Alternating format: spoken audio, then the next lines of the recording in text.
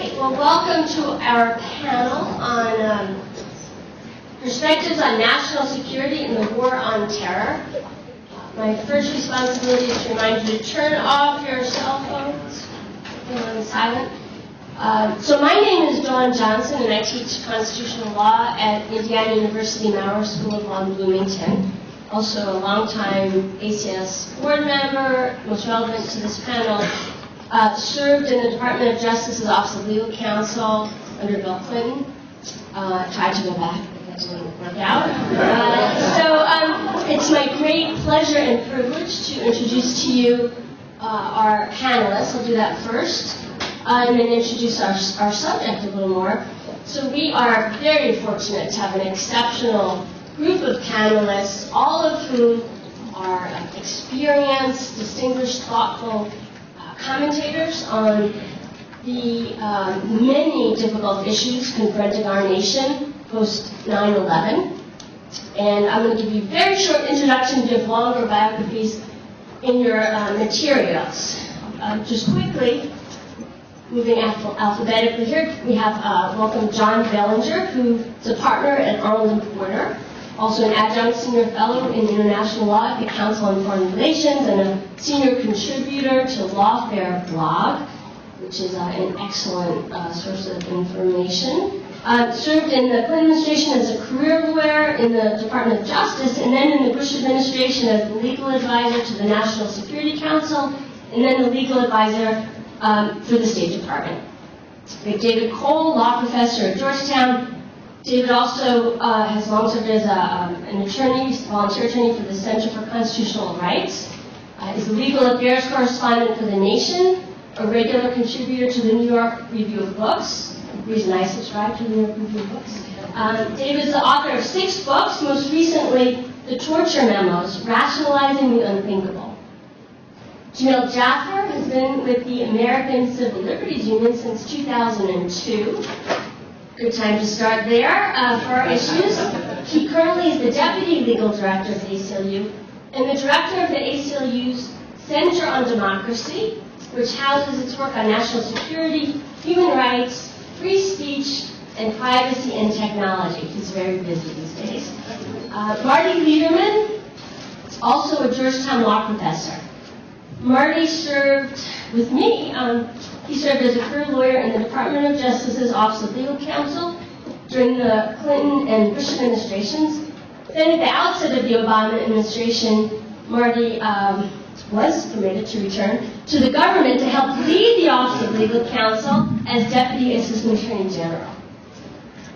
All right, now, so by brief introduction to our many interesting issues, it's very tempting to say that the issues of the last few weeks make this the ideal time for us all to gather to talk about issues of national security and civil liberties post 9/11, and I will say that, it is true. But thinking back to, I've been at every ACS convention of the last 11 years, and most years I felt that way. I mean, I just have all these memories of about this time, most years, extraordinary things happening on these issues. So this time around, we have the President Obama's May 23rd speech on national security, which was the second major national security speech of his presidency. And just you'll recall that in that speech, among other things, President Obama, he renewed his commitment to close Guantanamo. He addressed the standards and procedures for the use for targeted killings using drones. He also, I think most remarkably, called for the revision and ultimate repeal of the post 9/11 authorization for the use of military force and an end to that war. So if that wasn't enough, then just over a week ago, the president addressed the unauthorized disclosure of 2 major surveillance programs that have been in effect secretly for years, apparently. So as the panelists have agreed, I'm going to lead a discussion of these issues for about an hour and then open it up to your questions. And I am going to use the President's recent remarks as, if you will, as a prism for looking at the last 11 years or so of policies. I'll introduce each question by reference to the President's recent remarks. So first, before we get to some of the specific issues, and one thing we'd like to do, the panel agreed to dispense with long opening comments so we can get through at least introducing lots of these interesting issues and get to your questions. We're all going to feel like we're rushing and being cut short, so I'll warn the panelists that is how we all feel. But to start off, I'm going to invite each panelist, just going down alphabetically, in kind of a lightning round, to try to keep yourself to just a minute or two, 1 point in reaction, general reaction to the President's recent remarks in the, and I think the most significant is his May 23rd national security speech. Starting with John. Thanks, Dawn. And I just want to say extremely quickly how happy I am to be invited here to do this. I don't normally agree to speak on Saturday mornings, but I agreed to do this in particular because I think, frankly, the bipartisanship and sort of broad ideology is important. I was invited to Yale Law School when I was legal advisor about 7 years ago to come and speak on national security issues, and I said I would not speak just to the Federalist Society. I wanted to be co-hosted by the American Constitution Society and the Federalist Society. And so if I leave you with one message today, and I will say this at the end, it is that we really need to restore bipartisanship. It is very easy to demagogue these issues from either the right or the left, and we really need to try to get back towards the middle because these issues are hard. 2 issues on the President's speech. I guess I will say one, that I was maybe disappointed but not surprised that he spent a good chunk of his speech blaming a lot of the problems of this administration on the last administration. 4 years in, again, I just think that is not healthy. It is, and I understand it's political, but if we want to rebuild bipartisanship on these issues, the way to do it is not to blame everything on the last administration. The fact is, for those of us who have served in government, these issues are hard. Governments make mistakes, that is true, but the issues are difficult. The thing that did surprise me, I guess, was the extent to which the President distanced himself from some of his own policies. He seemed to be sort of suffering from cognitive dissonance in his own speech. He distanced himself from the drone policies, the targeted killings in the first term. He distanced himself from the authorization to use military force, which they have taken pains to rely on. And he distanced himself from leaked investigations approved by his own Attorney General. So that seemed to be sort of odd. The President seemed to be wrestling with himself. Now I get it, because I, in the second term, when I moved and became legal advisor to the State Department, when your first term has not gone the way you thought it was going to go, and you have to sort of work to reset, I understand that this particular period of time can be difficult. I'll just end on something a reporter told me about the speech, which I thought was amusing. I won't take credit for it. Was the press said that for 4 years they had been hearing the mantra from Obama White House officials, "We are not the Bush administration." And now the new mantra for the second term is, "We are not the Obama administration." So I also want to thank ACS for putting on the panel and for inviting me to be a part of it. It's a tremendously important organization in the American legal fabric. So I'm happy to be here. As you might imagine, I'm not so troubled by blame being cast on those who did wrong in the past. I think actually that part of moving forward is acknowledging wrongdoing. And one of the weaknesses of the United States in this whole area is the unwillingness to acknowledge wrongdoing.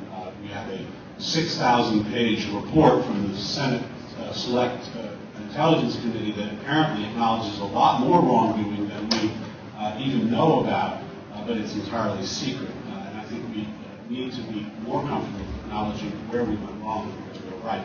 I think this was a tremendous speech, though, and I see a real kind of evolution from the only other speech he's made on national security, which was made in 2009.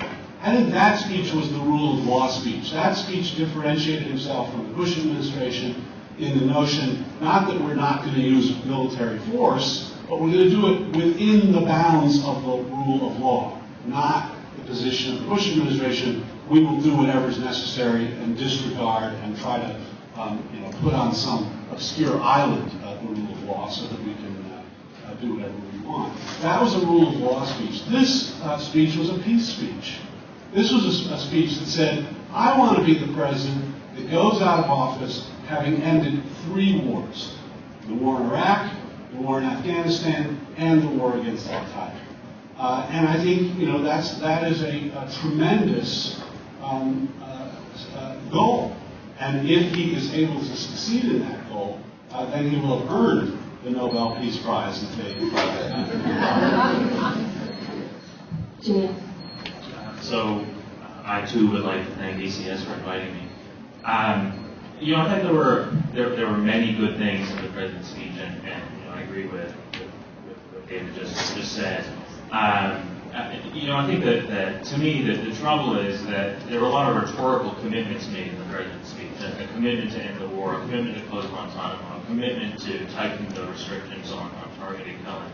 All of which we at the ACLU welcome. That it's one thing to say we should end the war, and another thing to actually end it. And I worry that what we have is the rhetoric of peace, but the reality of war. That while the president is saying that he wants to end the war, in many ways we are entrenching the very war that the president says he wants to end. I'm sure we'll talk more about that.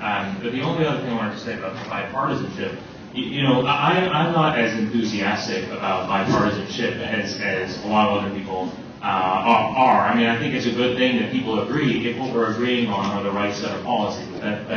I think what we're starting to see is a kind of indifference of the security state to the administration, to the character of the particular administration. It doesn't matter who's in power. These policies just seem to grow and grow, and I think that the surveillance disclosures of the last week are some evidence of that. That the logic of these security policies is so strong that it doesn't matter that much who's in power. And I think that, I'm kind of overstating the case in order to make the point, but I think that there is some truth to that, and I think that that's a very unhealthy thing for our democracy. Dawn, thanks to ACS and to Dawn for convening this. It's a pleasure to be here. John and David and Jameel and I talk about these issues fairly incessantly with one another, and might as well bring you all into the conversation and see what you have to say about it.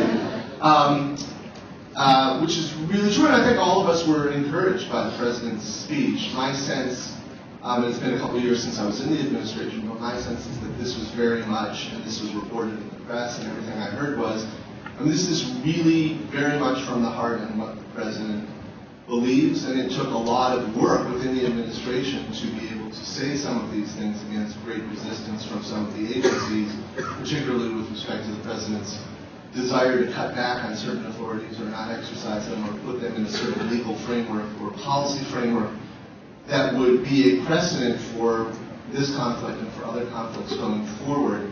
I think, Dawn, we'll probably get to all of it in the conversation, so I guess I could just start listing some of the things that were most striking to me about it. But I think, why don't we just do that in the context of your questions and our discussions. Okay, and I promised Marty to ask you about that new framework. Be soon. First, I'll be second. First, I want to start with Jameel, and start with one of the rhetorical commitments, and hopefully the emphasis on commitment there, from the president's recent speech. Actually, a common theme of both of his national security speeches was the critical importance of government transparency in the functioning of our democracy, which is an issue close to the ACLU's heart, and many of our hearts in this room, I think. So here I'm going to read the president's, from the president's recent speech very briefly. The president said, We will have to keep working hard to strike the appropriate balance between our need for security and preserving those freedoms that make us who we are. That means reviewing the authorities of law enforcement so we can intercept new types of communications, but also build in privacy protections to prevent abuse. So he also talked about striking the right balance between our security and our open society. So, of course, shortly thereafter, we had the revelations about surveillance that I assume we're all aware of. Just wanted to emphasize we don't know all the details. The president did, though, address the phone surveillance part of it, and there, and this one has Jameel about it in particular. And let me just say, we had a panel yesterday all about surveillance, where we got deep into the legal weeds, and we won't have time to do that. It's just one of several issues, but I want to talk about surveillance with Jameel and transparency on a more general framework. So the president emphasized that he was not acting alone. The FISA court had approved the surveillance. He had, and he also made an interesting distinction regarding the secrecy of the program that I want to highlight. He said the programs were secret in the sense they were classified, but they were not secret in the sense that our elected representatives in Congress were briefed on the programs, and federal judges were overseeing them. And so here I cannot resist quoting John Oliver, that great political commentator who some of you may have seen the day he took over for Jon Stewart, hosting The Daily Show. He said, Mr. President, no one is saying that you broke any laws. We're just saying it's a little bit weird that you didn't have to. And of course, then Jameel filed a lawsuit claiming the president was breaking laws. So, Jameel, here's a question. Why do you find, the leading critic and argue bad legally and as a matter of policy, why do you feel that the checks that the president described, he is, I think, approaching it differently in fully briefing Congress? I accept that. Why is the oversight of Congress and the FISA court, in your view, inadequate? There's a leading question for you. Well, I guess I would distinguish between the two programs. The PRISM program, which is a content program, and the people are calling the metadata program, the Verizon program, the program that's focused on Americans' communications and metadata relating to Americans' communications. So with PRISM, I think that the problem is the law. With the metadata program, I think that the problem is the program itself. I think that the program exceeds what Congress meant the executive to do under the Patriot Act. And you don't have to rely on the ACLU for that. The people who wrote the Patriot Act are saying this isn't what we intended. Representative Sensenbrenner said that a few days ago. In terms of the checks and balances that apply to these programs, many members of Congress, most members of Congress didn't know about this metadata program. They didn't have access to the OLC memos. They didn't have access to a lot of the crucial information about the scope of the program. And there's an important question about whether that was a failure of Congress or a failure of the administration, and I think that's an important question to resolve. But the fact remains that many members of Congress didn't know about the program. So I think that it's not true to say that there was congressional oversight. As far as the court is concerned, the FISA court is structurally not capable of providing what we ordinarily think of as judicial review. The court meets in secret, allows only the government to appear before it, rarely publishes its decisions. Everybody knows, the basic statistics. Over the last 30 years, they've heard some 30,000 surveillance applications. Only a handful of those have been denied. Structurally, it's not made to be a real check on government surveillance. It's something that I think a lot of the news articles have overlooked, is that the court doesn't even have the jurisdiction to consider many of the objections to these kinds of programs. It doesn't have the jurisdiction to consider First Amendment arguments. It doesn't have the jurisdiction to consider Article 3 arguments. For example, the argument that the court is violating the Constitution by reviewing generalized programs of surveillance rather than individualized surveillance applications. Those aren't questions that the FISA court has the authority to address. And so, I think that those checks are insufficient. And if I just say one more thing, I think that the focus on the other branches is useful and necessary. To what extent did they know? To what extent did they exercise the oversight that we expected them to exercise? But ultimately, the most important check on government power is public oversight. But the public knew nothing about these programs. The public didn't know that they existed. The public didn't know their scope. The public didn't have access to the OLC memos, didn't have access to the FISA court's opinions. And everybody recognizes that a certain amount of secrecy is unavoidable in this area. But it's one thing to say the public can't be told who it is that we're surveilling, who specifically we're surveilling. And another thing altogether to say the public can't know that the government engages in this kind of surveillance at all. Or on what legal basis it engages in this kind of surveillance. And that's the kind of secrecy that we object to, and that's the kind of secrecy that I hope this leak will put an end to. Thanks. So for each of these issues, I'm going to ask one of our panelists to open and then invite others to volunteer to comment. Before I open it up, I'm going to put John and Marty on the spot as former executive branch lawyers. And maybe first John and Marty, to help us understand why might the executive branch legitimately want to keep the, or not legitimately, but what's their incentive? Why do they feel, before we get to your own views, why might the executive branch feel it's important to have secrecy with regard to the existence of these programs, or some of the details of these programs? I guess that one's pretty easy. I mean, it's a secret program because we don't want the terrorists to know what we are doing. I don't know all the details of these programs, but they basically seem to be successors to the things that had been started in the Bush administration. And the key thing here is that they have been approved by all three branches of government, including the executive branch, the Attorney General, the President, and stuff. I mean, these are people that you in this room presumably trust. And I can tell you, as someone who has sat in the Oval Office, the President wrestles with these issues. So the President, the Attorney General have wrestled with these and concluded that they have sufficient balances. The FISA court has approved them. These are federal judges. Congress has been briefed on them. If they haven't attended the briefings, that's their fault, but they have been briefed over and over and over. So, this is the American Constitution Society. All three branches of our government have approved these programs and have concluded that they are sufficiently limited. With respect to the FISA court, as the only person in this room who is probably, I don't know everyone in this room, but I've probably read more FISA applications than anybody in this room. If you read a FISA application, it's got about 500 pages of, then this terror suspect did X, and then they did Y, and then they did Z, and then they talked to this person, and then they talked to that person. By about the 500th page, you say, no kidding, there's probable cause to think that this person is actually up to no good. I was in the Situation Room on 9/11. It changed my life. It changed my family's life. My family didn't see me for about the next 8 years.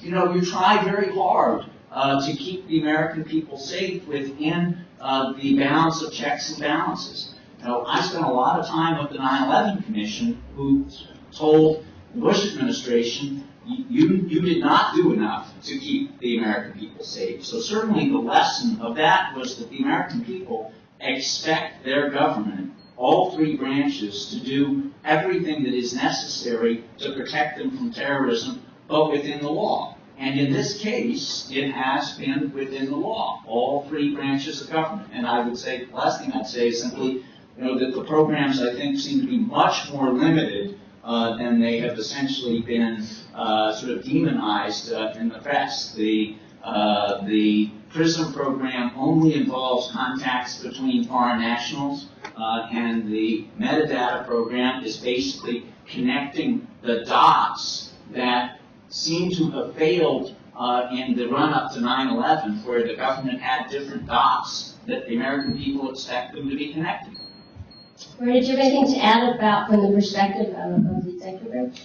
No, not yes, from the perspective of the executive branch. And then tell us what you think. But with the caveat that nothing I'm going to say is based on particular things I learned about surveillance or these or other programs, and so please don't read into it anything about that. But I can talk in general, and from what I read in the paper, what I'm about to say as a general matter, probably applies to these programs as well. So this is a good question, Dawn, as Jameel and John have sort of framed it. It raises two of the principal issues we wanted to discuss today. The first is, is the importance of checks and balances and of the working with the other two branches. How important is that? Because that is a very, very central tenet of the President's national security objectives and his program and policy, has been to ensure that people abide by statutes, right? That Congress has the last word. And that he's not asserting the constitutional power to act in violation of statutes. Now that's the principal thing that I, for instance, criticized about the Bush administration before it came in, and not all the Bush administration. I mean, John and others worked very hard to bring their policies within statutory limits, but certainly the claims being made, especially in the first part of the Bush administration, of an authority to act in disregard of statutes, is something this administration has abandoned, and to its great detriment, right? The President, the one striking thing about the speech is that he's had his hands tied. One of his principal objectives, the best way of prosecuting this armed conflict, is to close Guantanamo. Keeping it open is costing the United States dearly, according to the President, and yet Congress has prohibited him from doing what needs to be done to close it, and he's abiding by those statutory limits, much to his chagrin. I think that's an important point, that if we pass statutes, if we're concerned about the surveillance, and if we pass statutes that would limit the executive or structure it or provide minimization rules that we think are reasonable or more robust judicial oversight or more robust transparency rules, this administration, and I think future administrations, would abide by those statutes, and I'll come back to that. I agree with Jameel that it's not as, the checks and balances that are internal to the FISA court and the Congress, and particularly the intelligence committees, are not as robust and as thorough as public discussion might be, but they are not trivial. So I'm somewhere in between. Within the executive branch, knowing that you have to go to the FISA court and justify yourself, and that court has actually ruled some of the minimization requirements unconstitutional. Apparently, there's this opinion that's been the subject of current FOIA lawsuits. And having to go to the intelligence committees, which they do several times a day, and brief them in excruciating detail all of these national security things, that imposes real practical constraints on the executive branch. If you know you're appearing before the FISA court and the intel committees and trying to justify what you're doing on a virtual daily basis, that is no small thing. I'm not disagreeing with Jameel. I just don't want to lose sight of that. And that has been a principal commitment of this administration, and I think a very good thing. I'm sure John would say he was probably up on the Hill briefing them every day too, so he knows of where I speak. It's a pretty significant thing. It constrains what you do. So what about transparency and secrecy? I actually think one of the virtues of the debate over the last 10 days has been that it's required the executive branch and the Congress, in some sense, to come forward with, broadly speaking, the rationales for secrecy in this area, and there are two principal ones, and they're not what the public discussion usually focuses on. So the public is usually, the administration wants it both ways, the executive branch and Congress. They want to be able to protect against embarrassment. They don't want anyone to know the wrongdoings that they're committing, or they don't want to have political difficulty. That's why they keep things secret. Or they want to be able to tell half the story, only the half that makes them look good, and not the half that doesn't. And of course, there's some of that in every government throughout time. But I actually think that what's driving covertness and secrecy and non-acknowledgement more than those things in this administration. This is an administration that would love to put on the table many more of the details, for instance, about the use of force overseas, because it wants to tell a story that it thinks is much better than the story that's been told in the press about the use of force. There's two reasons it can't do so that have both become prominent in recent days, and John raised one of them. Right? So one of them you hear all the time is, we can't tell you what our capabilities are, either our legal capabilities or our technological capabilities, because that will tell the enemy what we can do and change the enemy's behavior. We exploit the fact that the enemy thinks we can't do something, whereas in fact we can and are doing something. And we want to be able to continue to exploit that. We all think that that's okay in some sense, right? You wouldn't tell the enemy that you've been able to crack their codes, right?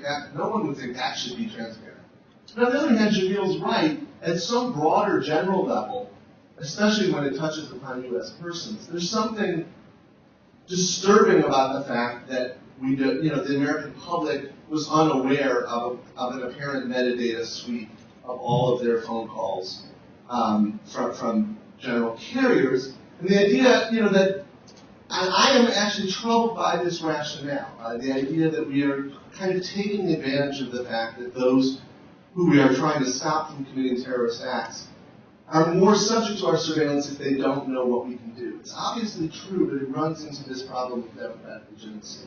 The other argument that you've seen, and it's very interesting, and I think actually more important, is we couldn't tell you this because this, like virtually every other form of national security operation, depends very heavily on the cooperation of non-governmental, non-U.S. governmental entities, whether it's another country who wants to cooperate with us but doesn't want to acknowledge that it's cooperating with us, or corporations, right? The most interesting thing when this broke was, I'd have loved to have been a fly on the wall of the Verizon offices, right?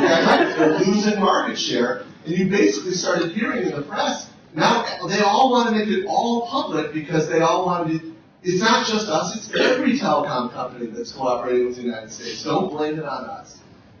The need to not reveal the fact that we are cooperating with others and that a condition of that cooperation is often that we not acknowledge that cooperation. This is the lifeblood of modern diplomacy and national security operations.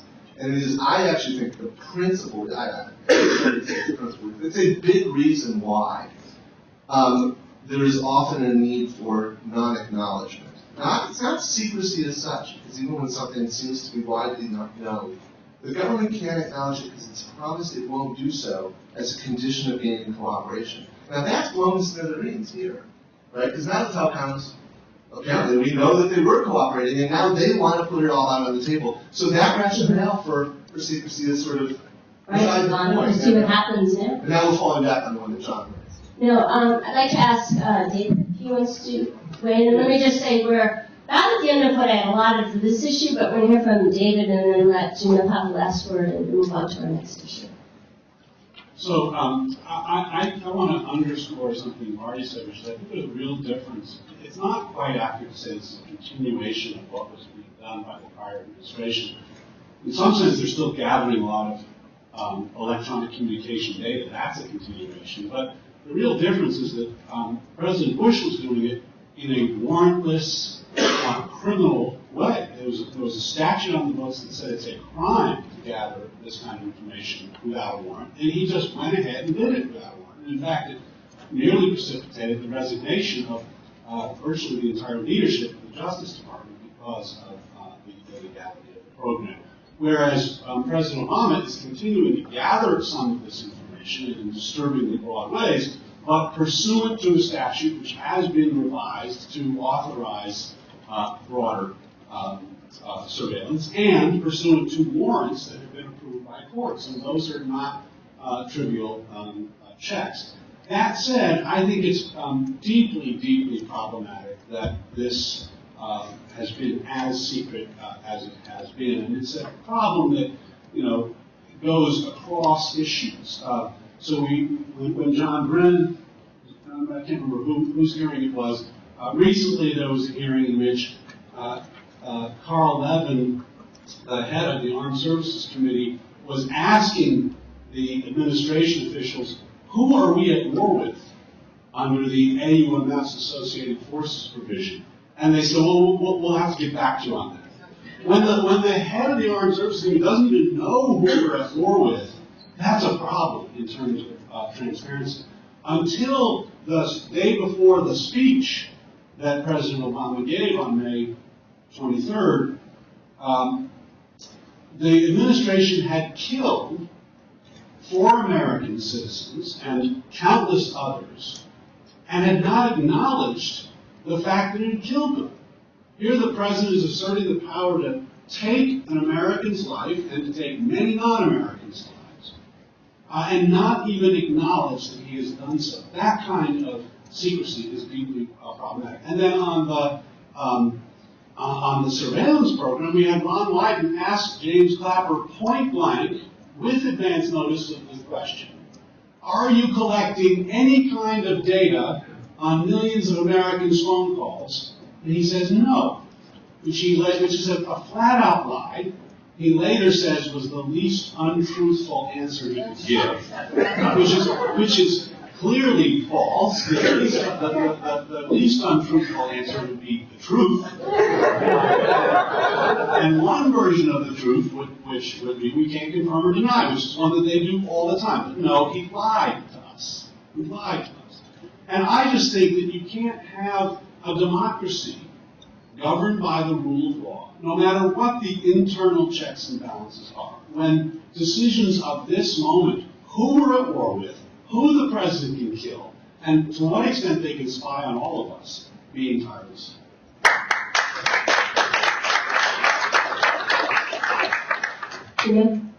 But David just said a lot of what I was going to say, so I agree with all of that.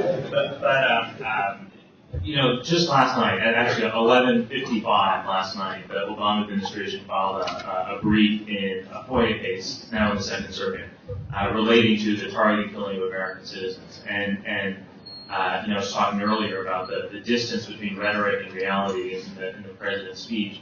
And one of the things that the president said in his speech that was said, by many administration officials, both before and after the speech, is that we are thinking about releasing more information on the targeted killing program to allow a more informed public debate.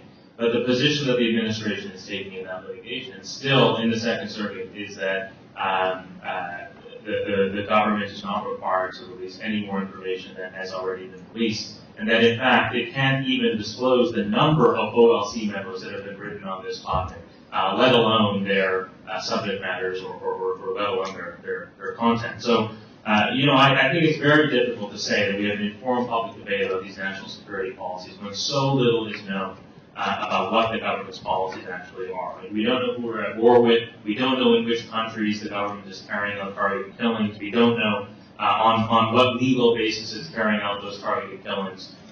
There's a similar kind of secrecy surrounding all of the surveillance programs. And then, I'm sorry if these points are a bit disconnected, but just to respond to something that John was saying, John was describing the FISA court process, the FISA process in which the government submits individualized applications to the surveillance court, saying, here is the reason we believe there's probable cause to spy on this particular person. That was the system until 2008. In 2008, Congress passed this statute called the FISA Amendments Act, which does not require the government to submit individualized applications to the court at all. Instead, what it submits are these generalized programs of surveillance, under which the court's only role is to ensure that the targets are outside the United States. We now know that the way that the government does that is on a 51% basis. So if they have 51% certainty that the person is outside the United States, they assume that the person is outside the United States. And a lot of people have said, well, this is all about targeting people outside the United States. We inside the United States have nothing to worry about. Even if you put aside, even if you assume that people outside the United States have no privacy rights whatsoever, we shouldn't care at all what they think about this. This kind of generalized surveillance program, which allows dragnet surveillance of international communications, not just foreign to foreign, but one-end domestic communications, is a program. These are programs that have very significant implications for Americans' privacy. In fact, when the Bush administration was trying to justify this new statute to Congress, was advocating for the new statute to Congress, it said that its principal purpose was to allow the dragnet surveillance of Americans' international communications. So I think it's, that's just to say that I think it's a little disingenuous to say this is all about foreign to foreign calls. It's not. If it were about foreign to foreign calls, there would have been much less criticism of the statute. The criticism of the statute was because the statute allows the surveillance of Americans' communications.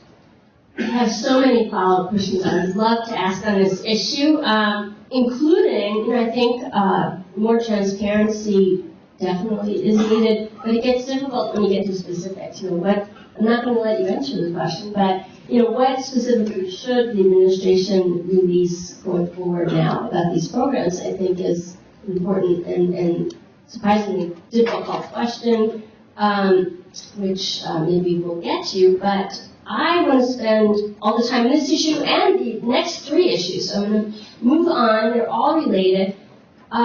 One point that both David and Jameel made is a great transition. They asked, who are we at war with? The administration cannot answer that. So I'm going to quote President Obama's national security speech, this first one, in which he said, "Let me be clear, we are indeed at war with Al-Qaeda and its affiliates." That was his answer then.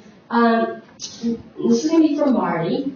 Last month, the president said, "This war, like all wars, must end." So my question is about the source of executive authority to take these counterterrorism measures.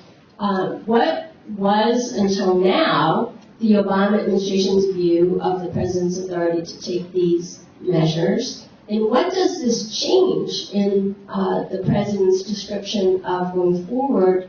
The mindset of the administration will be in ending this war and even repealing the AUMF. What does that do to the source of authority? And here I hope in 10 minutes to cover the source of authority for, among other things, the detention, treatment, and prosecution of suspected terrorists. So Marty, in 2 minutes, can you explain that, please? This is my take on what the president is saying about the use of force, but I think it very much applies to detention as well, which I hope we'll have more time to talk about. Detention policy, because one thing that gets sort of glossed over now because it's not even an issue anymore is, two things the president emphasized in the speech is we will no longer torture and we will no longer, never should have engaged in this widespread, indefinite military detention, this kind of conduct, where there's no obvious answer to what to do with the detainees once you have detained them. The Guantanamo problem. So he hasn't added to that problem, and he's basically made it impossible to go forward with that, I hope, in future administrations as well. So I think when he's saying that the war model ought to end and be phased out, the one important thing, I hope most of you saw the speech or read it, is that there's two parts of it. One is with respect to the next 16 months or so, and as long as our troops are on the ground in Afghanistan. And that's a distinct and separate problem in troop protection and the use of force to protect the troops. The president was describing a particular structure, a particular paradigm, a particular model that he hopes will be phased out completely or almost completely in the next year and a half. And after that, what he's saying is to think about this in armed conflict terms. It's going to be limited by the AUMF in that we are not at war with every terrorist, and we are not going to use force against any group that might have some hostility toward the West or toward the United States that might present some risk. That's not the way the West has always dealt with terrorism. We've waited until groups have engaged in attacks against us. But we are at war with particular groups. We will continue to be at war with them. But we will try to move as much as we can away from the war model in two ways. One we've already done, no indefinite long-term military detention. And the other is a diminution of the use of force on a status-based basis, right? Not simply using force against someone because they happen to be a member of the enemy's armed forces, but limiting the use of force to those groups and within those groups only to those persons who present a certain level and immediacy of threat or a certain degree of threat. And even then, with a strong preference for capture, a strong preference for having our allies, the host countries, deal with the problem before we use force, and a very strong presumption, in fact, almost an irrebuttable presumption, unless the president says otherwise, against any civilian casualties at all. Now, those are all rules that are not ordinarily applied in armed conflict. Armed conflict allows you to do all those things that the president is saying, under his new policy outside the Afghan theater, will be phased out going forward. So the war, the AUMF limits the scope of the groups against whom they will act, and on top of that, the president is saying he is imposing constraints that are not ordinarily imposed by the laws of war themselves. Okay, John? So let me say two things. One, some of the things were sort of the bashing of Bush administration stuff that I really just hate to get into, because that is not, I don't like to do that. When I was the legal advisor to the State Department, I never gave a single political speech. Not one. I never criticized the Clinton administration in which I had served. I never said, well, the reason for 9/11 was actually because the Clinton administration had failed the American people. I do not think that is the role of government officials. and I reject what you were hearing in terms of the sort of the national security partisanship and division. I hope many of the people in this room will serve in government. When you are in government, you have got to work with Republicans, you've got to work with Democrats. And the way to do it is not to go sort of bashing the other side, calling them criminals, impugning their motives. It's just not helpful. Now, let me turn to the substance. And this is because I was not going to otherwise address this, but in terms of the idea that the Obama administration has not added to the detention problem. Okay, so they've not sent more people to Guantanamo. What they've done is two other things. They have tripled the number of people in Bagram, so that 3 times more people were held indefinitely in Bagram under the laws of war. They refused to give habeas corpus to people in Bagram, whereas the people in Guantanamo did have habeas corpus. So let's just be a little careful about the finger pointing. These issues are difficult, and rather than engage in finger pointing, let's look at what's actually going on. So instead of detaining people, the Obama administration has killed something like 3,000 or 4,000 people. So let's try to move away from the finger pointing.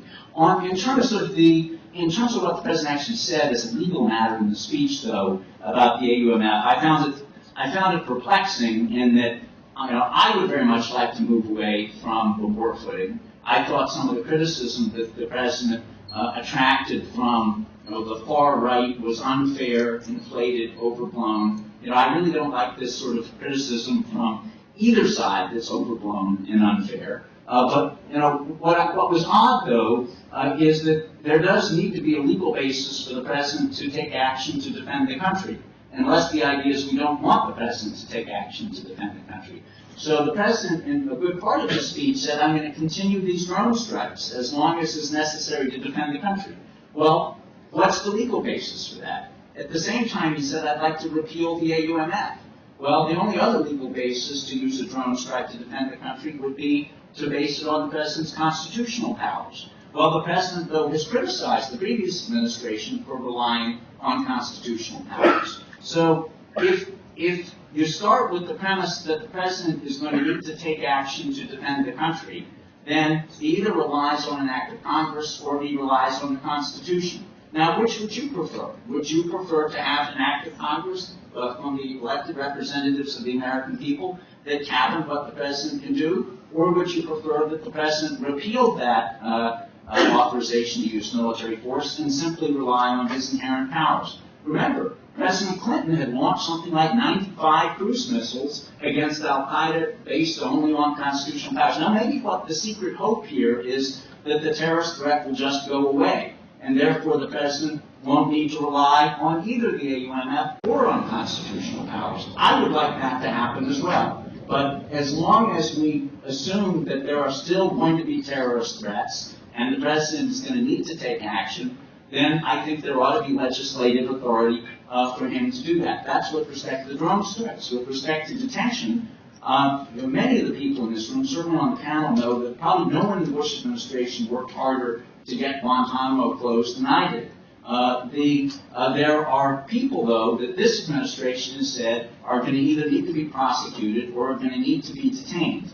If you repeal the AUMF, then what is the legal basis to detain them even before they're prosecuted? What would the legal basis be to detain Khalid Sheikh Mohammed? Or is the president saying, well, if we repeal the AUMF, then Khalid Sheikh Mohammed should just simply be let go? There needs to be legal bases for these things. I get the point that we would like the conflict with al-Qaeda to be over. Certainly, I had not planned to spend the last 12 years of my life dealing with these issues either, but we can't just sort of wish it away. Okay, I'm going to ask David to weigh in on this and also answer the next question, which has already been raised a few times, and that is your feeling about what President Obama has had to say recently about targeted killings with drones and whether that has assuaged any of your concerns about the practice. But so executive authority and targeted killings, David. So I'm going to start by agreeing with John that I don't think it's quite fair to say that this administration has given up on or ended indefinite military detention. Number one, because of the people at Guantanamo. Number two, because there are all the people who are still at Guantanamo. Many of them there because of the administration's own self-imposed decision not to release them to places like Yemen, even though they've been cleared for release. And number three, because it seems that we are, in many instances, killing rather than capturing, and that's certainly not an adequate response. I want to disagree with John about finger pointing and suggest that he's being a little oversensitive. I think you can call it finger pointing. There's another word for it. It's called accountability. And when government officials engage in criminal action or illegal action, I think it's our responsibility as citizens, and none of us up here are anything other than citizens. Citizens of one country.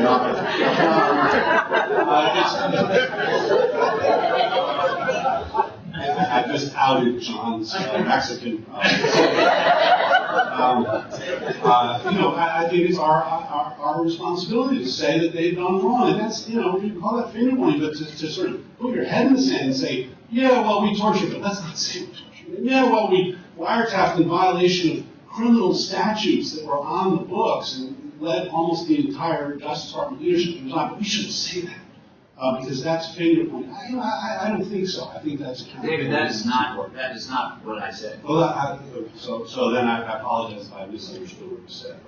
But let me turn to the drone issue, and I think here, I have been a critic of the drone policy from its inception, and much of the criticism has been that I don't think we should have a situation in which the president has the unilateral power to take a human being's life beyond the battlefield that is exercised in secret, pursuant to secret rules if there are secret rules, pursuant to secret processes if there are secret processes, with no accountability. That's just unacceptable in a democracy, and it is especially unacceptable when the president can kill his own people.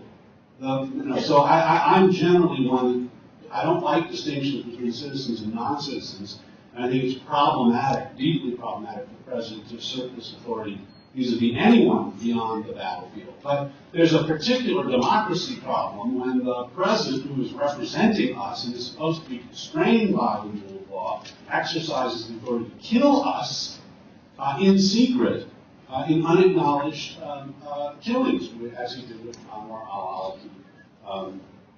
That has changed, and I think that's good. He has acknowledged that he authorized the killing of Anwar al-Awlaki, and that 3 other Americans have been killed as collateral damage in other acknowledged killings. I think we should be acknowledging our killings generally, not just our killings of Americans, but that's a step in the right direction. He's also announced in his speech that he's put forth rules in a presidential policy guidance, whatever that is, that govern this thing going forward, and that's encouraging too. There were stories about how they were trying to come up with rules when they thought Mitt Romney might be elected, because they thought, oh my God, someone else might be pulling the trigger, we better come up with rules. And then when he got reelected, they slowed down that process, and that's disturbing. I think the deadline for rules is not when you might lose the election. The deadline is when you're killing a person. There ought to be rules in place. So it's good that the rules are in place. It's good,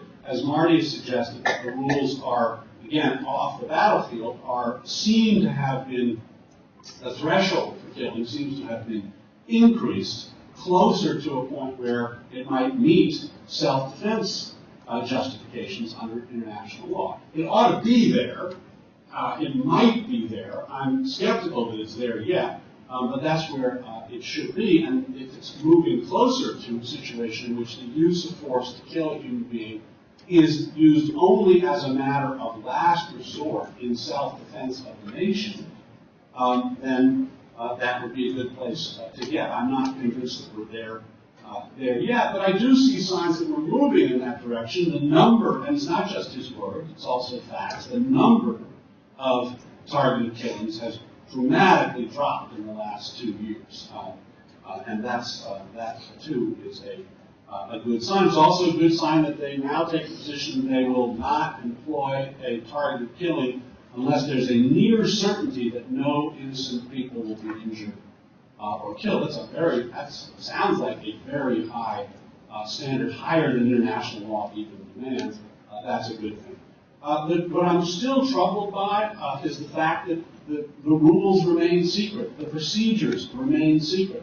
I don't think we have to give notice before we engage in an act of self-defense of this type, but I think the general rules and the general procedures should be public so that there is that accountability to the American public so that we can have an informed debate and decide whether this is the kind of authority that we think our president should have, and so other nations can know that. And that's important for our democracy. It's also important for international law generally, because this kind of activity, engaging in secret, some of us, many Americans apparently, are comfortable with it when it's our president, and when our president is President Obama, doing it, but would they be comfortable with the leaders of China or Russia or North Korea using this kind of authority? And what we do creates a precedent for what other nations will do. So I still think that they have a long way to go in terms of public setting forth of the ground rules for targeted killings so that we can, in fact, assess whether they meet the standards of international law or just or don't. All right, I'm going to jump ahead and ask my last question and then invite final comments before we open it up on any of these issues. My last question is for John, and this is an issue on which I think it's a good point. We do not have the full range of positions represented on this panel on all the many issues we're talking about. One issue where I think we have a common ground on this panel is on closing Guantanamo, the desirability of closing Guantanamo. So I just want to ask John to introduce that issue.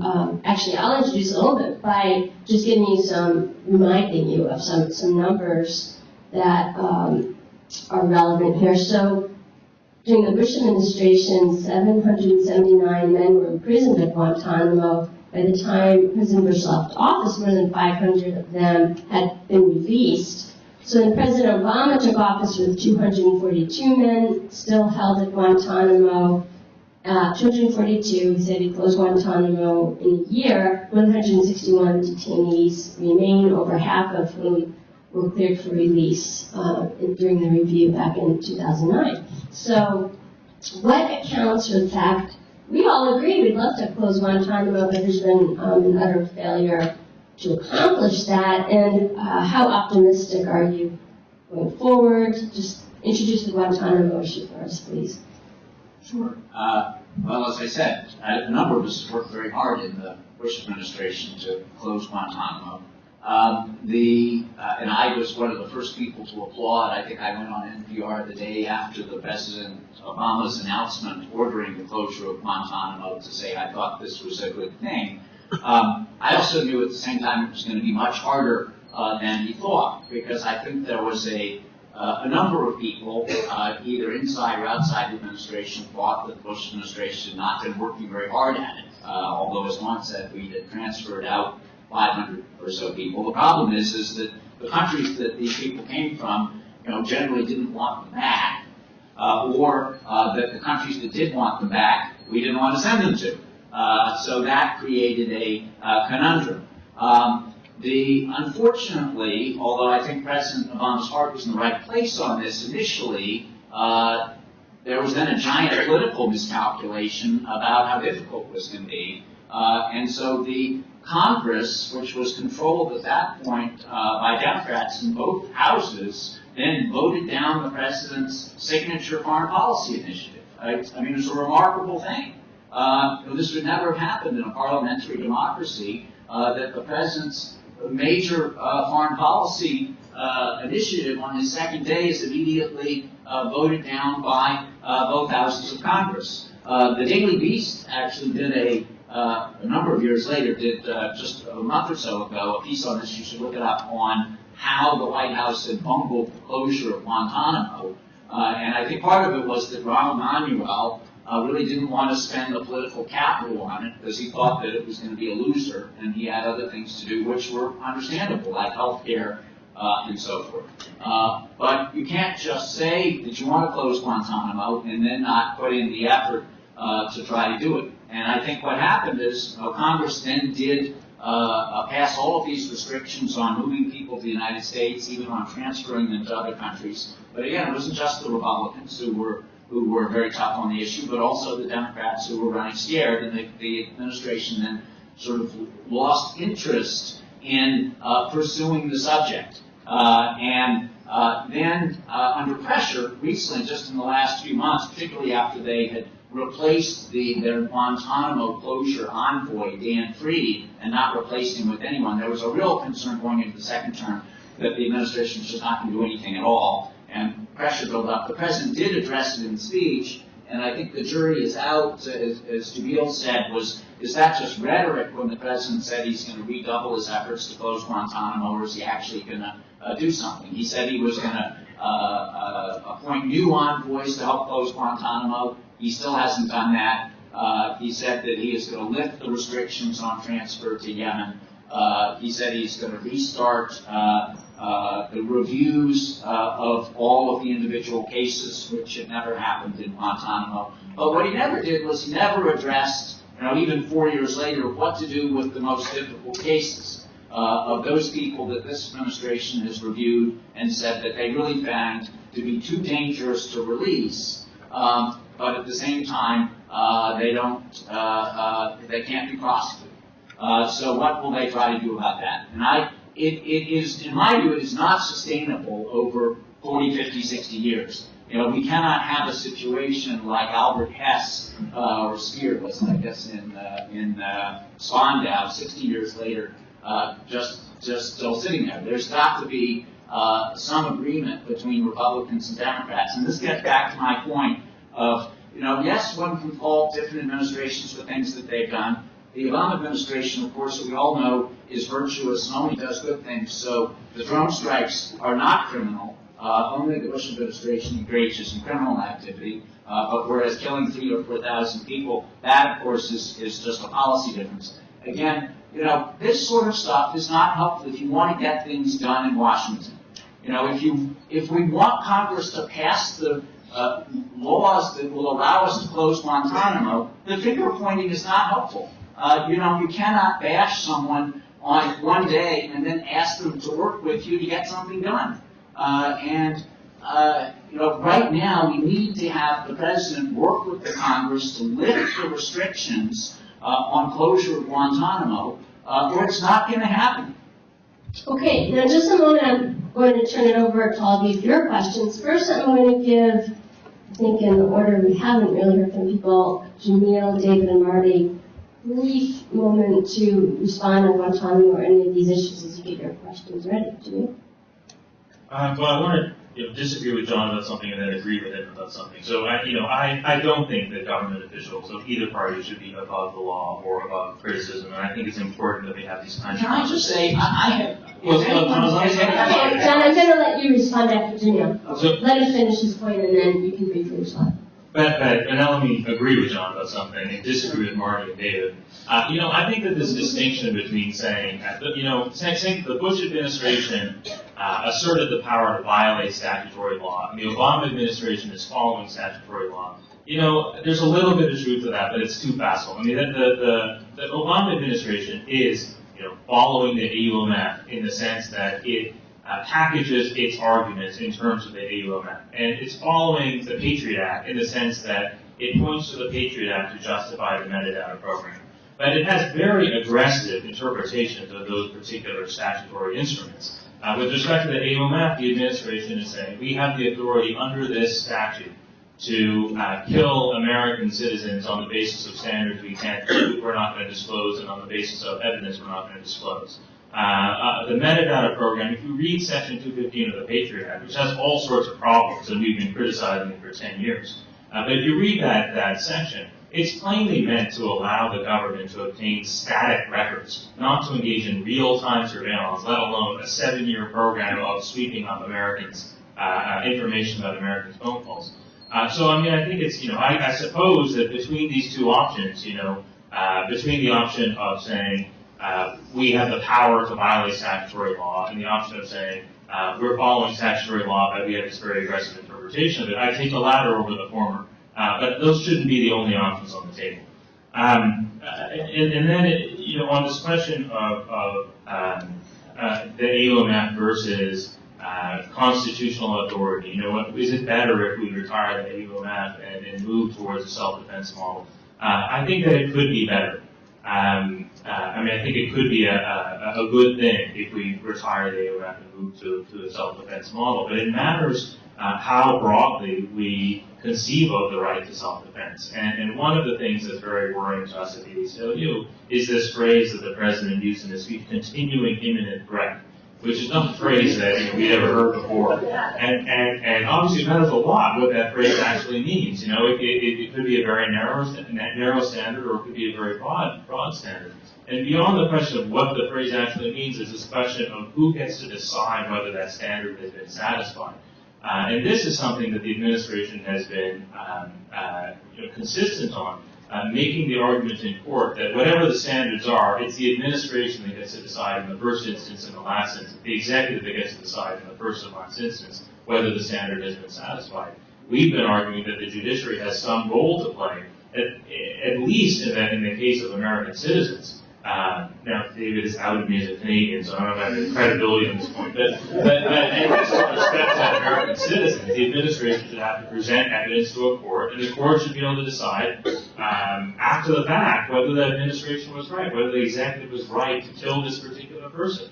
And so, that's all to say that I think that all other things equal, it would be better to move towards a self-defense model. And out of this idea that Congress has authorized a global war against some unspecified enemy. But it does matter what the standards are, and it matters who's applying. Okay, we only have 20 minutes left. I am going to let you speak. I just want to emphasize we're only 20 minutes, which is when we wanted to move to the audience. So burning points people need to make quickly. First, John. Let me just say, I don't think anybody in the room heard me say that people should not be held accountable. I think what people said, because I said it 3 times, is that I am a believer in bipartisanship. I have served in administrations of both parties. I've respected the administrations that I have served in both parties. I think the only way we can get things done in government if both parties actually work together. For those of you who have read my blog, I spend as much time criticizing the conservatives on the far right as the people on the far left. I'm a chronic moderate. I think, if you have served in government, and there are many people who came out of the human rights community, the civil liberties community, my successor as the legal advisor, Harold Coe, who was a renowned human rights lawyer, who served in this administration. Once you were inside the administration, having to factor in all of the things that you have to take into account, these things are quite difficult. And so, what I'm talking about is not about accountability, and I think that setting up those kind of straw men is unfair. What I'm talking about is basic decency, working with the other side. And for the people in this room, unless you don't want to serve in your government, which I think really is a high honor, is you need to be able to work with people from the other side and not subject them to endless criticism. Right. In fact, I'm going to, so let's, I think we can all agree that bipartisanship, I think on the point, I think you made a good point on that. We do not have the far right, and that includes many Senate Republicans who do not share your views, I think, on Guantanamo or the president's speech, and some other issues as well. So I do think some of the call for accountability is aimed legitimately and substantively at other perspectives. I just want to make that point. And I think, so I do want to get to questions. And so I wonder if, Martin, did you have anything else that you would like to say before we open it up to the audience? I mean, one framing point on that, I mean, I actually have a lot of responses, but none of them burn me. Okay. To what others have said, but one framing point that is sort of responsive to what all three of my fellow panelists have been saying. I agree with David, and I think the President does. I mean, it's reflected in his speech and other things, and in John Brennan's statements that when the U.S. engages in the use of force that results in the death of persons overseas, the U.S. ought to acknowledge that. That the ideal would be more transparency about rules, and in particular about what the effects of our use of force have been, and whether we've complied with the laws of war, and how many civilians have been killed. I think the President desires that too. I think there are constraints on that he's chafing against, and that we need to deal with, the non-acknowledgement considerations that I've raised. But I think it's overstated to say that if we learned all the details of the legal or operational use of force overseas, that our public debate would change fundamentally. I think you'd all be pretty much where you are now. You know basically what you know now, and you would think basically what you think now about those processes. Not to say that more can't come out, but I do think that the descriptions, the detail on the use of force by drones by the United States over the last 3 years is, I'm pretty confident, far more detailed than any nation state has ever provided, including our own, about any use of force anywhere, including our own use of force in Iraq and Afghanistan. Every day the Pentagon is using lethal force and has been for the last 12 years. No one knows what their rules of engagement are, and no one's clamoring for those. The important point, I think, and it's raised by what we've all said and Dawn, your Gitmo question, is I think we on the left, or the ACS, sort of, we've forgotten how to legislate, in part because it's frustrating, because Congress won't let the President do what he wants to do, close Guantanamo. All the work in the world, he could be making speeches every day. The House of Representatives is not going to repeal those restrictions on the Guantanamo transfers, and that's frustrating. But we know now, basically, at least rough outlines, about the use of force, where it's being done, how it's being done, whether U.S. persons are subject to the use of force, the fact that judges aren't allowed to review that, the surveillance programs and the like. And we don't have anyone, I don't know if anyone in this room or in this building, is today drafting serious legislation to constrain. And you know, that's why it's important. The commitment to abiding by the rule of law is important, because if we could get the votes behind legislation that would set the ground rules for surveillance, or for targeted killing, or for judicial review, or for transparency, this administration would abide by those statutes if they could get through. I'm not saying they would approve of every recommendation. They probably wouldn't. But the point is that we have failed, I think, to come up with ideas about how the legislature should act and to work within the political system. How many of us talk to Senator Levin's staff every day, right, urging him to make changes in all of these things? We don't at all. And until that's done, I'm afraid that all the best intentions in the world of everyone here and the President are going to be stymied by a political system that is getting draft legislation only from one side and not the other. Okay, I'm going to let David have the last 30 seconds. If you have it. Okay, questions? It's good about partisanship. Thank you. So I am going to ask all of you to keep your questions very short. Do you have a microphone? Where's the microphone? Okay. So wherever the microphone goes, we will ask you to not make your own little speech. We all have strong views on all of these issues, but actually ask a short question. Okay, microphone, you go. So this is a question to draw out a point of disagreement between David and John, but direct question at Marty.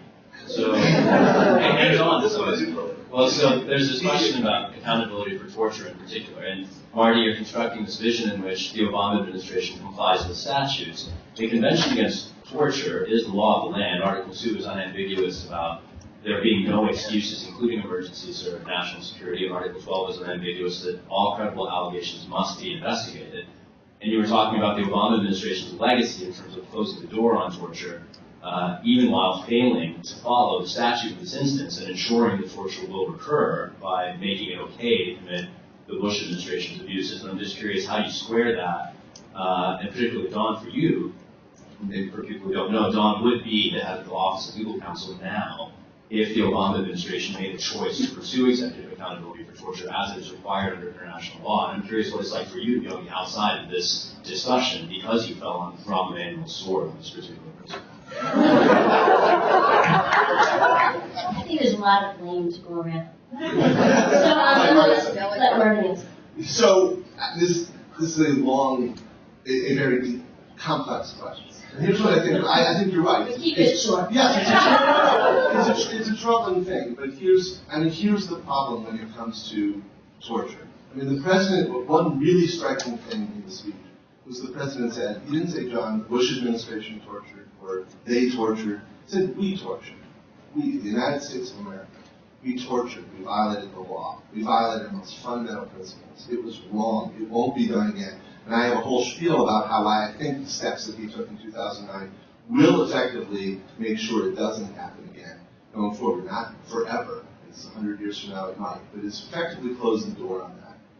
What more realistically, and I agree that I think that the Senate report will come out and we'll get more of the granular details. But again, you guys know the story. The chief executive of the United States and the vice president of the United States, upon the advice of lawyers who told them that this was not illegal, approved this. They brag about it in their memos, right? There's no question about what happened or who's responsible for it. And so what is it exactly that what this accountability would consist of, but for, I guess, prosecutions of President Bush and Vice President Cheney, which I don't think would be particularly healthy, right, for our public right now. I'm not sure quite what more should be done. I agree, and I predict that by the end of the Obama administration, the Senate report, I hope it will come out in some form or another. And we'll have more details. But again, I don't think you're going to learn that much more than you don't know already. And I think the president has said, we, as a nation, we did wrong. We're all responsible for it. I agree that the convention probably requires more than that, but it's not an easy question to figure out what more exactly we ought to do. So I almost always agree with Marty, and the one area that I... This is scary because our in OLC, the standard rule is Don Johnson is always right. So it means I'm wrong. So thank you for that introduction. So the one thing that I resist that you said, Marty, twice now is that if we knew more, it wouldn't really matter because we know enough. I didn't say it wouldn't matter. I don't think we change the public dialogue. Okay. So I think as David that you could probably give us an example or two where it would be important for us to know more. Well, if I had read the 6,000-page report, I could give you 6,000 pages of how it would be important to know more. But my assumption is that the Senate Committee did not write 6,000 pages saying what we already know, because we fill 6,000 pages, and what we hear is that they disclosed things that we do not know. So I guess my sense is I think it's very good that the president has said we tortured and taken that kind of accountability, but I don't think that's enough. I'm not one who says these individuals have to be criminally prosecuted. But I do think that a formal commission, a bipartisan commission, is the minimal that a country should do when it engages in this kind of practice. And that's what the UK did after it used very similar tactics against the Irish in the early days of the Troubles. And that's what Canada did when it participated in a very minor way in our rendition of its citizen to Syria, not Iraq, so that he could be tortured. And those official bipartisan commission findings of wrongdoing, I think, are really important. And again, they don't put anybody in jail. I don't think people necessarily need to go to jail, although maybe I'll change my views when I see what's in the 6,000 pages. But at this point, I think we need something official, and the president saying the word torture in speech is not really an official form of accountability. And that's something, I think the bipartisan commission is something we could do, and if it worked in the UK, I think in the UK, there's a much broader sense of agreement that torture is just off the table. That's not true here in the United States. It's still the case, that depending on how you ask the question, it's basically 50-50 among Americans whether we should be torturing or not when we're facing terrorism. And we need to move beyond that. We're not going to move beyond that by one word in a speech by the president. Okay. Let's get to the next question.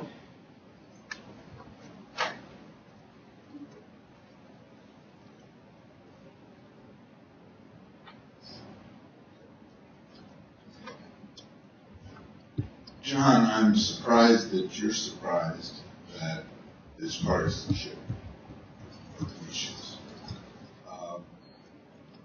Marty and I just went through an exercise where we read a brief by 45 senators on an unrelated subject of recess appointments in the NLRB case. It was almost word for word the recess appointments by President Obama. It was almost word for word the brief that Senator Kennedy filed in the 11th Circuit when the recess appointment was of a Republican Article III judge by President Bush.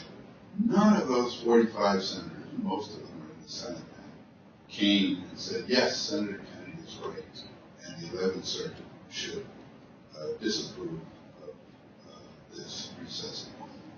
So people take positions all the time depending on their political view.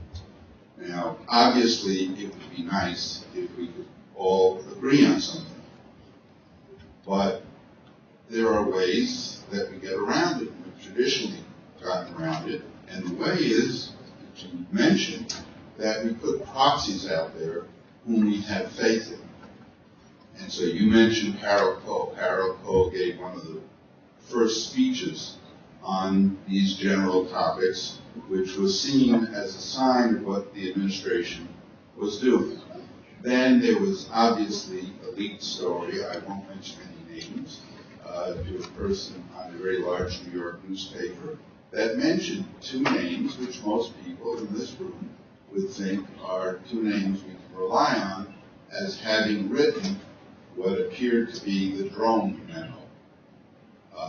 And we have their assurance by having their names that something good is going on behind the scenes.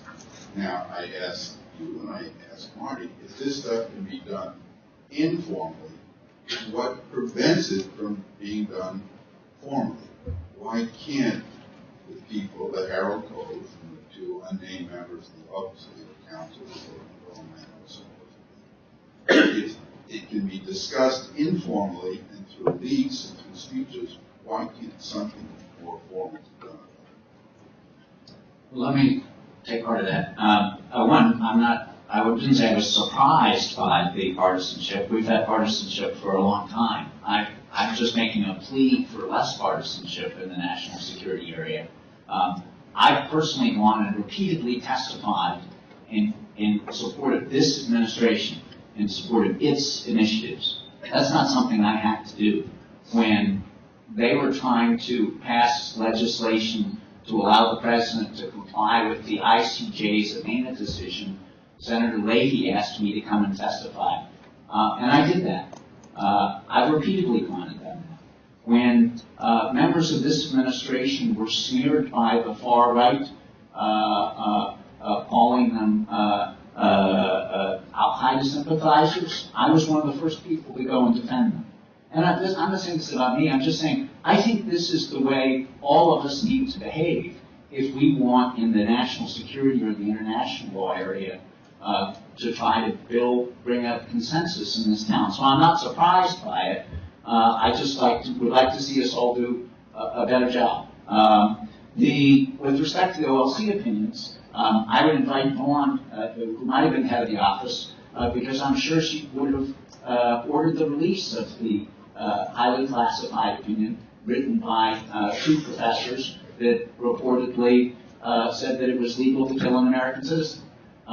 I actually, when I was asked this question, when I went and testified about drones recently, again, since the administration would not send up its own witness, I was invited to go up, and I answered questions about OLC opinions. And I was asked by Zoe Lofgren, well, why would OLC and the president refuse to turn over this opinion? And I said, because the president is entitled to private legal advice. The executive branch must explain its rationale. It has to explain to Congress its legal reasoning.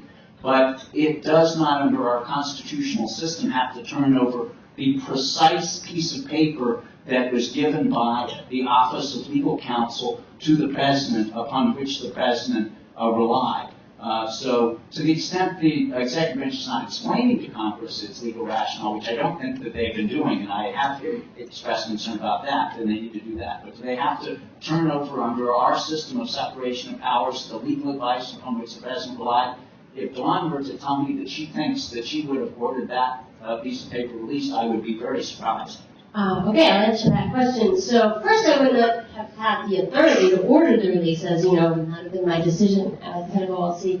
But I have publicly said that I thought, publicly and privately, that my view was what you just said, that it was not necessary for the administration to turn over the alleged opinion, but to fully explain the legal rationale for its policy and the program that it was carrying out, and I believe the administration has not.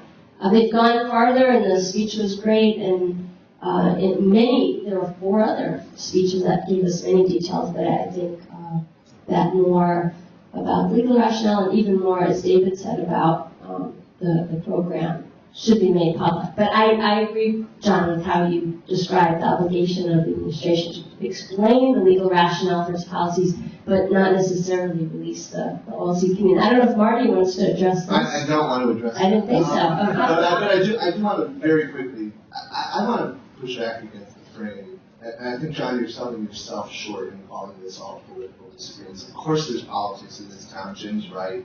People change their views depending on who's in the White House. It's going on in surveillance now to a certain extent. It goes on in recess appointments. It happens all the time. But I don't think that's largely what's going on here. And I don't. And John, if reports are right, you were one of the principal people fighting against torture and indefinite detention and in favor of closing Guantanamo within the Bush administration, not because of politics, because no one would accuse you of being motivated that way, because you thought it was the right thing to do, operationally, legally, morally, and the like. And I don't think the president was playing politics. There weren't good politics in criticizing the Republicans for exactly the reasons you gave. It's not a way to get the votes you need to do these sorts of things. The president was saying these policies were wrong. They were legally wrong. They were morally wrong. We are all responsible for them. I am trying my best to turn to other policies that I think are more sustainable and more legally justifiable. It's not a matter of politics, it's a matter of principle, which is, I assume, what you were acting on quite admirably in the Bush administration. And I know you mean publicly as opposed to behind the scenes, and you're trying to draw a distinction there. But I think I'm just going to resist the idea that this is all politics. It's obviously infusing it, but I think there's a lot of very, very deeply held principle and policy-based disagreements as well.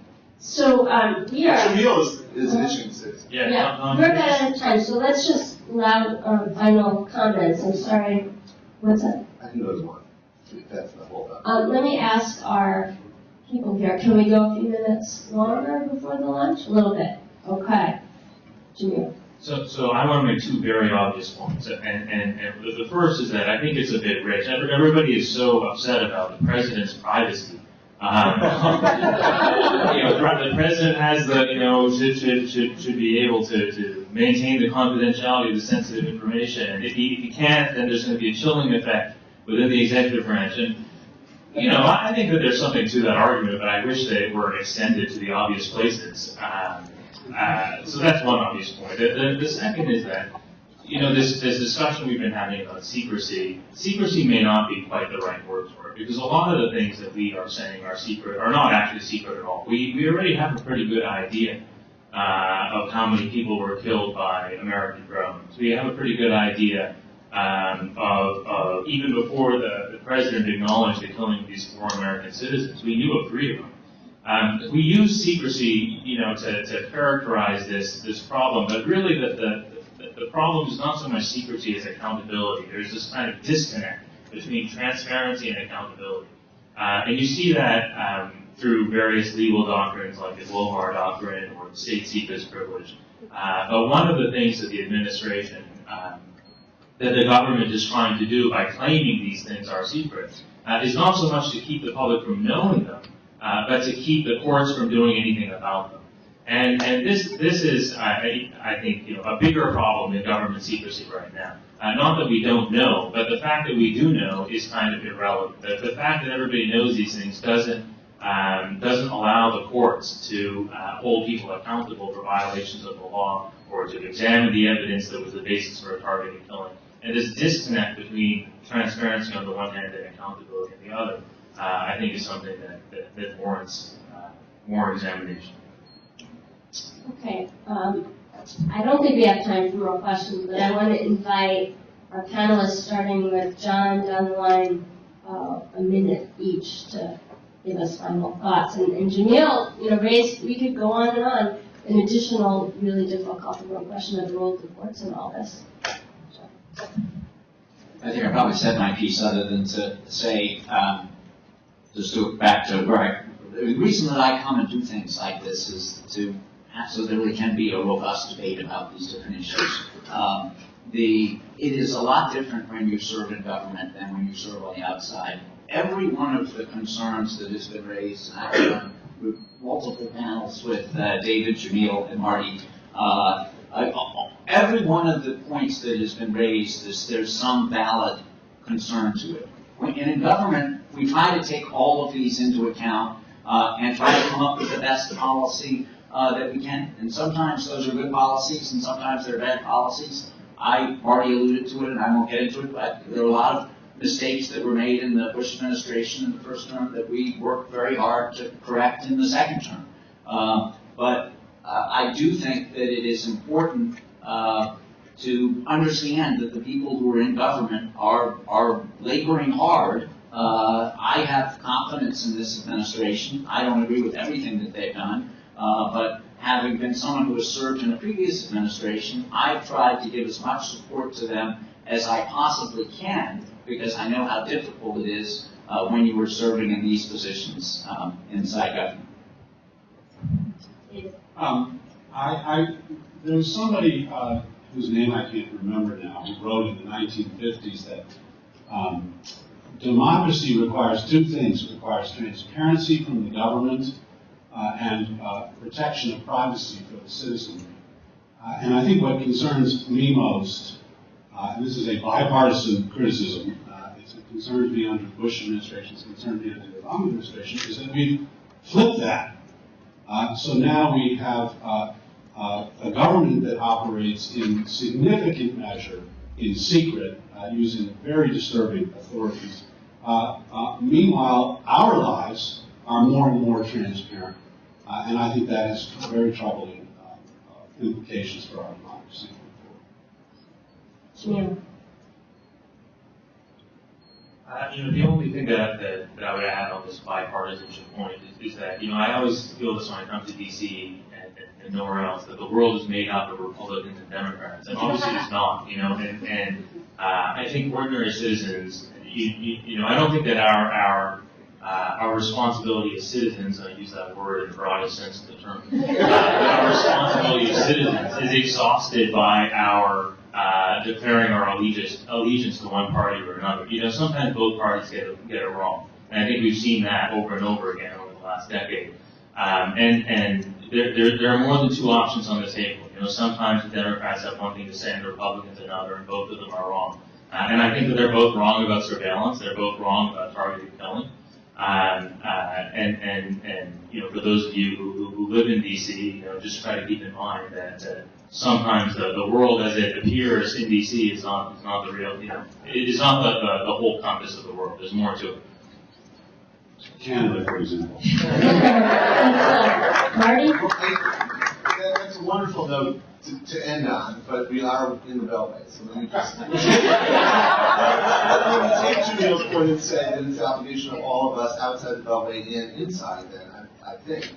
If we are troubled by the substantive decisions that the political branches and the FISA board, for instance, have made, it's our obligation to engage in the political process in a way that I think we have fallen down on, just repeating myself now, and to think about how do we want, if these databases are going to exist, for instance, which I think is virtually inevitable, whether it's DNA or GPS information or metadata, what rules should we lay down to regulate how the executive branch and the FISA board and the Congress ought to act with respect to the use of that information. There's been virtually no discussion in all of the newsprint that's been expended in the last 2 weeks talking about what the rules ought to be. And this is something that I think all four of us commented on back in 2007, 2008. The striking thing about this new statute was that it had almost no specificity about the so-called minimization requirements that were going to be put in place. That's something it's hard work. Legislation and politics is hard, and it's frustrating, and it's never satisfying because you never get everything you want, but we have to re-engage with it if we really care about these issues.